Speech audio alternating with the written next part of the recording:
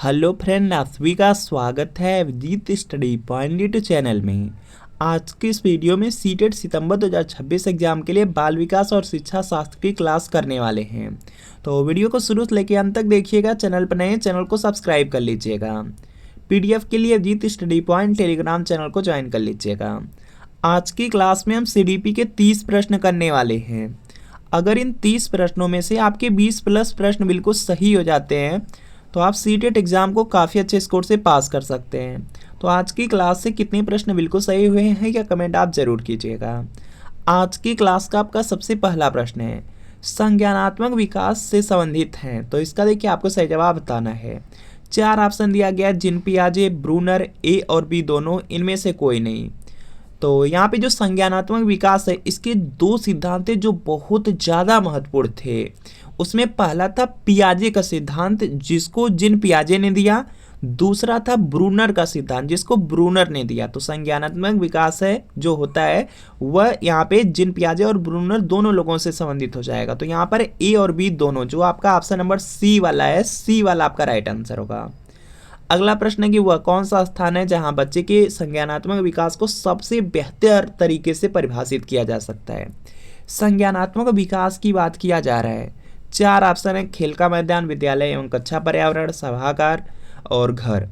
तो जो संज्ञानात्मक विकास होता है यह देखेंगे ज़्यादातर जो विद्यालय और जो कक्षा पर्यावरण होता है उसी में होता है। तो यहाँ पर क्या होगा, बी वाला बिल्कुल राइट आंसर हो जाएगा। संज्ञानात्मक विकास को जो सबसे बेहतर तरीके से परिभाषित किया जा सकता है वह जो आपका विद्यालय होता है, स्कूल होता है, और जो कक्षा का वातावरण होता है या पर्यावरण होता है तो उसी में होता है। तो यहाँ पर बी वाला आपका राइट आंसर होगा। अगला प्रश्न कि व्यवहारवाद निम्न में से किस व्यवहार के अध्यापन पर बल देता है। तो इसका देखिए आपको सही जवाब करना है, सभी लोग प्रयास करेंगे। व्यवहारवाद की बात किया जा रहा है, केवल आंतरिक व्यवहार, केवल बाह्य व्यवहार, दोनों आंतरिक और यहाँ पे बाह्य, इसके बाद इनमें से कोई नहीं है। तो जो देखिए व्यवहारवाद है यह केवल जो आपका बाह्य व्यवहार होता है इसी के अध्यापन पर बल देता है। तो यहाँ पर आपका ऑप्शन नंबर जो बी वाला है, बी वाला बिल्कुल यहाँ पे राइट आंसर हो जाएगा। अगला प्रश्न आपके सामने है, सभी को प्रयास करना है इसका राइट आंसर करने का। विकास का वही संबंध परिपक्वता से है। देखिए जो विकास है इसका संबंध परिपक्वता से है जो उद्दीपन का संबंध है। तो यहाँ पे जो उद्दीपन का संबंध होगा यह प्रतिक्रिया से हो जाएगा। प्रतिक्रिया बी वाले में दिया गया, बी वाला आपका यहाँ पे राइट आंसर हो जाएगा। अगला देखेंगे प्रश्न आपका दिया गया, किस अवस्था में शारीरिक, मानसिक एवं संवेगात्मक परिवर्तन शीघ्र होते हैं। तो इसका देखिए आपको सही जवाब करना है। 4 ऑप्शन आपको दिया गया, किशोरावस्था है, बाल्यावस्था है, वृद्धावस्था है और प्रौढ़ावस्था है। सभी लोग प्रयास करेंगे और अगर प्रयास करेंगे तो सभी लोग इसका राइट आंसर भी कर लेंगे। तो यहाँ पे इसका राइट आंसर हो जाएगा जो किशोरावस्था होती है। किशोरावस्था में शारीरिक, मानसिक और जो संवेगात्मक परिवर्तन होते हैं यह शीघ्र होते हैं, मतलब जल्दी होते हैं। तो यहाँ पर क्या होगा, आपका ऑप्शन नंबर ए वाला बिल्कुल राइट आंसर हो जाएगा। अगला प्रश्न आपके सामने है कि एक अभिप्रेरित बालक निम्न में से कौन सा गुण प्रदर्शित नहीं करता है। तो इसका देखिए आपको सही जवाब करना है। अभिप्रेरित बालक मतलब मोटिवेटेड आपका यहाँ पे बालक है या स्टूडेंट है। अभिप्रेरित जो बालक होगा यहाँ पर दिया गया कौन सा यहाँ पे गुण प्रदर्शित नहीं करता। सीखने की इच्छा है, सीखने में आवेष्टन है, आकांक्षा स्तर, समूह से अलगाव। जो अभिप्रेरित बालक होगा उसमें सीखने की इच्छा रहेगी, सीखने में आवेष्टन रहेगा, आकांक्षा स्तर उसका रहेगा, ये सब रहेगा। लेकिन यहाँ पे जो समूह से अलगाव वाला लक्षण है वह नहीं रहेगा उसमें। अभिप्रेरित बालक में समूह से अलगाव वाला जो लक्षण होता है वह नहीं रहता है। तो यहाँ पे क्या होगा, डी वाला राइट आंसर होगा, क्योंकि आपसे नहीं वाला पूछा जा रहा है। जब नहीं वाला पूछा जा रहा है तो डी वाला आपका यहाँ पे राइट आंसर होगा। इसके बाद देखेंगे नेक्स्ट प्रश्न आपका दिया गया है, निम्नलिखित में से कौन सा कौशल भावात्मक बुद्धि से संबंधित या संबंध नहीं है। तो इसका देखिए आपको सही जवाब करना है। दिया गया निम्नलिखित में से कौन सा कौशल है जो भावात्मक जो बुद्धि है उससे उसका संबंध नहीं है। तो यहाँ पर देखेंगे 4 ऑप्शन है, चारों पढ़ लेंगे तो देखेंगे आप लोग। तो यहाँ पर आ जाएगा आपका जो भावनाओं की आलोचना है, इसका संबंध भावात्मक जो बुद्धि है इससे नहीं है। तो ए वाला आपका यहाँ पे राइट आंसर है। अगला प्रश्न है कि अर्थपूर्ण अधिगम के लिए। तो इसका देखिए आपको सही जवाब बताना है। 4 ऑप्शन है, चारों पढ़ लेंगे उसके बाद आंसर आप लोग करेंगे। पहला है कि बच्चों को मूल्यवान महसूस कराने की ज़रूरत है। अर्थपूर्ण अधिगम के लिए बच्चों को अनुभवों को समाहित करना चाहिए इसके बाद दिया गया बच्चों को सवाल पूछने की अनुमति नहीं होनी चाहिए। तो इसका आपको यहाँ पे सही जवाब करना है, सभी लोग प्रयास करेंगे। देखिए अर्थपूर्ण अधिगम के लिए क्या क्या करना होता है। बच्चों को मूल्यवान जो महसूस है इसको कराने की जरूरत है, यह तो आपका बिल्कुल सही है, अर्थपूर्ण अधिगम हो जाएगा। बच्चों के जो अनुभव है उसको समाहित भी करना चाहिए, यह भी आपका सही है। और यहाँ पे दिया गया बच्चों को सवाल पूछने की अनुमति नहीं होनी चाहिए, यह आपका गलत हो जाएगा। तो इसमें पहला वाला और जो दूसरा वाला दो कथन सही हैं, तो पहला और दूसरा सही दिया गया है ए वाले में, तो ए वाला आपका राइट आंसर होगा। अगला है सीखने की वह अवधि जब सीखने की प्रक्रिया में कोई उन्नति नहीं होती है कहलाती है। सीखने का वक्र कहलाता है, या सीखने का पठार कहलाता है, या स्मृति कहलाता है, या अवधान कहलाता है। तो यहाँ पे इसका राइट आंसर हो जाएगा सीखने की वह अवधि जब सीखने की प्रक्रिया में कोई उन्नति नहीं हो रही है, तो वह सीखने का पठार हो जाता है। तो यहाँ पर क्या होगा, आपका ऑप्शन नंबर बी वाला बिल्कुल यहाँ पे राइट आंसर हो जाएगा। बी वाला बिल्कुल राइट आंसर है।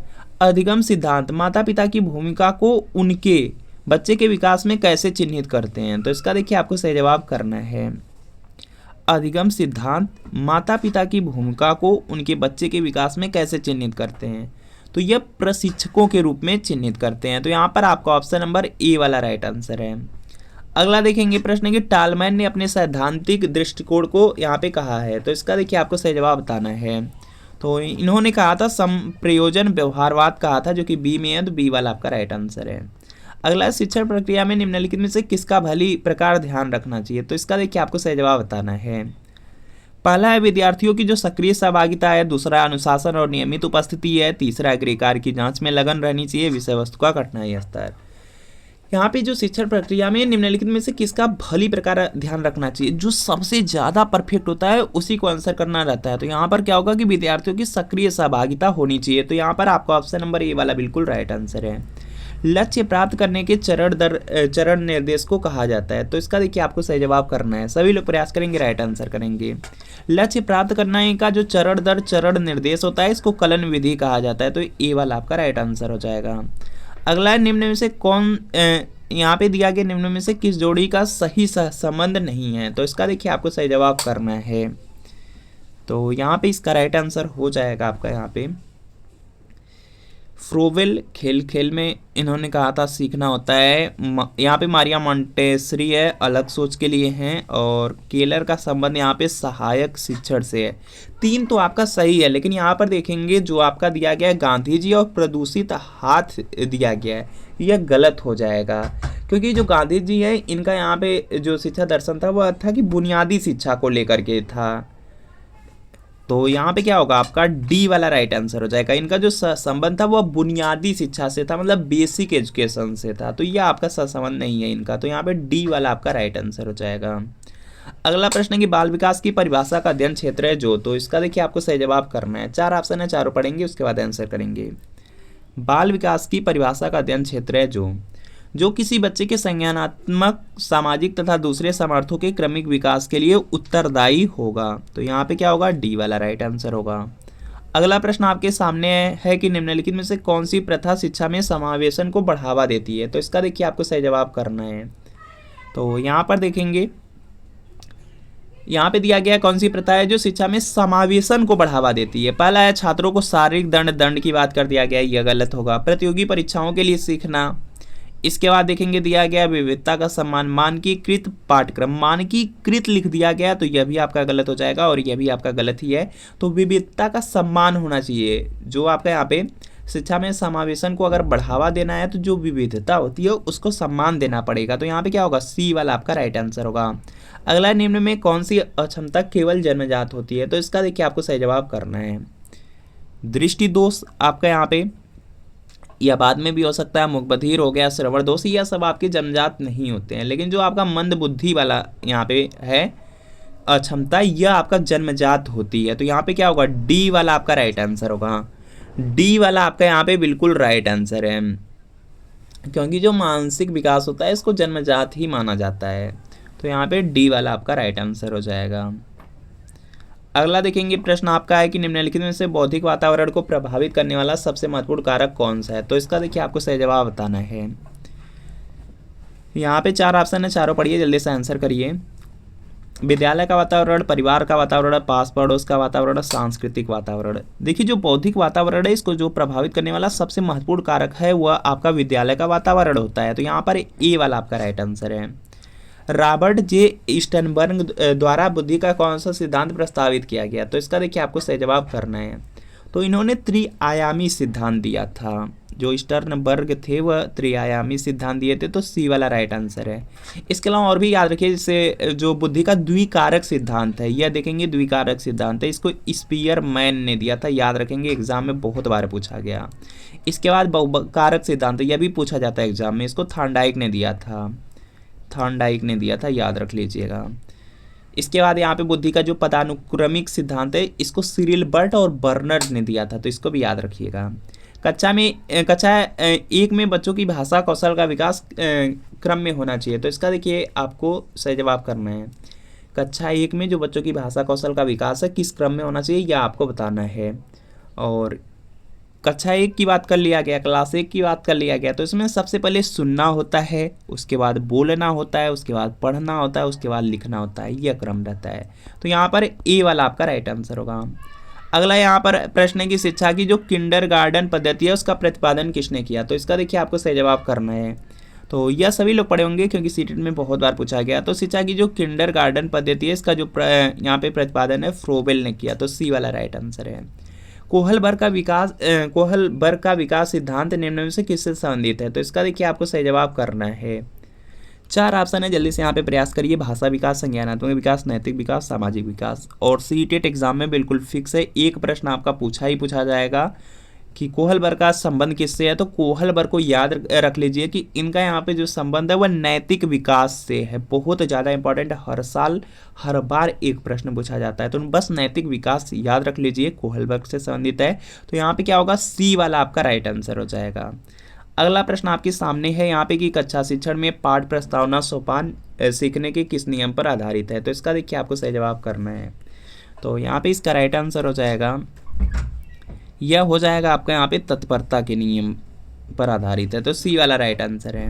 अगला प्रश्न है कि 12 वर्ष से लेकर के 16 वर्ष के बच्चों के लिए हिंदी में डॉक्टर या जो जलोटा थे उन्होंने कौन सा परीक्षण प्रतिपादित किया है? तो यहाँ पे इसका राइट आंसर हो जाएगा, उन्होंने साधारण मानसिक योग्यता परीक्षण बनाया था, जो कि यहाँ पे बी वाले में दिया गया। बी वाला राइट आंसर है। सीखने का पठार सीखने की प्रक्रिया के मुख्य अभिलक्षण हैं जो उस स्थिति को प्रकट करते हैं जिसमें सीखने की प्रक्रिया में कोई उन्नति नहीं होती। यह कथन किसका है? तो यह कथन दिए थे रॉस का कथन है। तो यहाँ पर सी वाला आपका राइट आंसर होगा। अगला प्रश्न है कि बालकों के सामाजिक विकास को प्रभावित करने वाले तत्व हैं। तो इसका देखिए आपको सही जवाब करना है। और यहाँ पे इसका राइट आंसर हो जाएगा सामाजिक परिवेशजन्य तत्व हो जाएगा, जो कि बी में दिया गया। बी वाला आपका राइट आंसर है। अगला अधिगम से संबंधित किसी विद्यार्थी की समस्याओं का सबसे अच्छा उपचार है। तो इसका देखिए आपको सही जवाब करना है। सभी लोग प्रयास करेंगे, राइट आंसर करेंगे। दिया गया कठोर परिश्रम का सुझाव, ग्रंथालय में निरीक्षित अध्ययन, निजी शिक्षण का सुझाव या निदानात्मक शिक्षण। अधिगम से संबंधित किसी विद्यार्थी की जो समस्याएं हैं उसका जो सबसे अच्छा उपचार होता है वह निदानात्मक शिक्षण होता है। तो यहाँ पर डी वाला बिल्कुल यहाँ पे राइट आंसर हो जाएगा।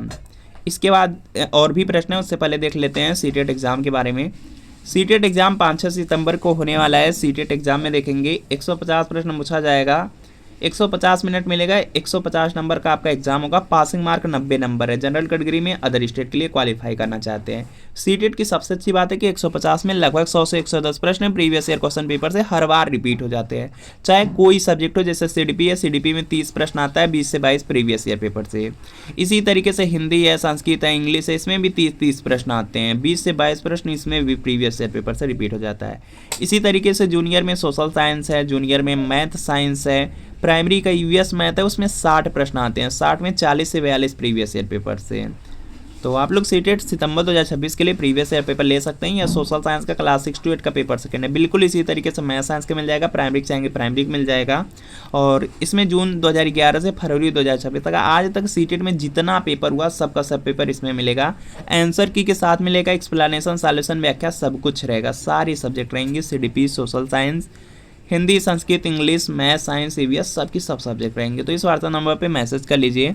आपको व्हाट्सएप पे मैसेज करना है और लिखना है CTET previous year paper social science या मैथ साइंस या प्राइमरी लेकर के मैसेज करना है। जैसे मैसेज करेंगे रिप्लाई किया जाएगा, सिर्फ 30 की पेमेंट करना है। जैसे 30 रुपये पेमेंट करेंगे तुरंत प्रीवियस ईयर पेपर सेंड कर दिया जाएगा। तो व्हाट्सएप पे मैसेज करके प्रीवियस ईयर पेपर जरूर ले लीजिए। अगला प्रश्न है कि 140 से अधिक जो बुद्धि लब्धि वाले बच्चे हैं उनको किस श्रेणी में रखा जाता है। तो यहाँ पे इसका राइट आंसर हो जाएगा इन बच्चों को प्रतिभाशाली की श्रेणी में रखा जाता है। जिनकी भी 130 से अधिक रहेगा, 130 से अधिक होता है, यहाँ पे 140 से अधिक लिखा गया है, लेकिन 130 अगर अधिक किसी का हो गया तो वह प्रतिभाशाली बालक के अंतर्गत आ जाएगा। तो यहाँ पे क्या होगा, डी वाला राइट आंसर हो जाएगा। इसके अलावा सामान्य बुद्धि कभी कभी पूछा जाता है, तो 91 से लेकर के 110 के बीच अगर बुद्धि लब्धि आएगी तो वह सामान्य बुद्धि का बच्चा हो जाएगा। तो इसको भी आप लोग याद रखिएगा। अगर 71 से कम हो गया तो वह जड़ बुद्धि के अंतर्गत आ जाएगा। अगला प्रश्न है कि मिरर ड्राइंग परीक्षण निम्न में से किसके मापन हेतु प्रयुक्त होता है। तो यहाँ पे इसका राइट आंसर हो जाएगा यह अधिगम के लिए होता है। तो सी वाला आपका राइट आंसर है। अगला है सीखी गई बात को धारण करने और पुनः स्मरण करने में असफल होना क्या है। तो इसको विस्मरण कहा जाता है। विस्मरण का मतलब होता है भूल जाना। तो अगर कुछ भी आप सीखे हैं उसको पुनः आप याद नहीं कर पा रहे हैं और तो इसको क्या बोलेंगे, विस्मरण बोलेंगे। तो यहाँ पे क्या होगा, ए वाला आपका राइट आंसर है। तो फ्रेंड आपको बताना है कि इन 30 प्रश्नों में कितने प्रश्न बिल्कुल सही हुए हैं, या कमेंट आप जरूर कीजिए। अगर वीडियो अच्छा लगा वीडियो को लाइक करिए, चैनल पर नए चैनल को सब्सक्राइब कर लीजिए। मिलते हैं फ्रेंड आपसे नेक्स्ट वीडियो में।